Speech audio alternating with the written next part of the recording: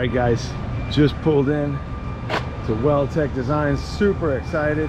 Look at this one RV they got done here. Just talking with Alissa, she was showing me this one has the reservoir shocks. I don't know if you can see that. You can see the Weldtech Design radius arms on there. That's so cool. That's awesome. Can you tell me again? I brought the old, what do you call it? The old, that's Alissa? Yes, hi. So I brought the old sway bars. Okay, front the and stock rear, ones. the stock ones. Tell me again why we want to put those on instead of the beefier ones.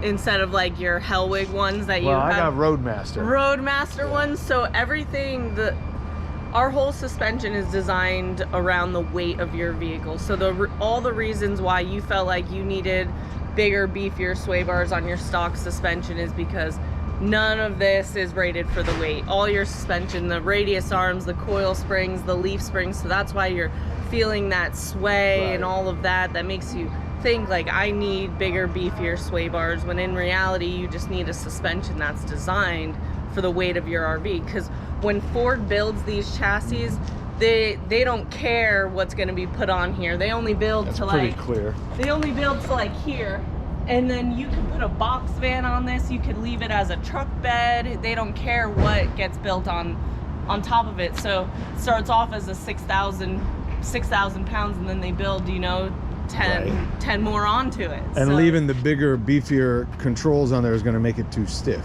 I guess. yeah, it's going to make it too stiff. It's just going to diminish your ride quality. So that's where we started just fixing the suspension at the root of the problem, as opposed to like just putting those sway bars on is like putting a band-aid over it, the issue. Makes total sense.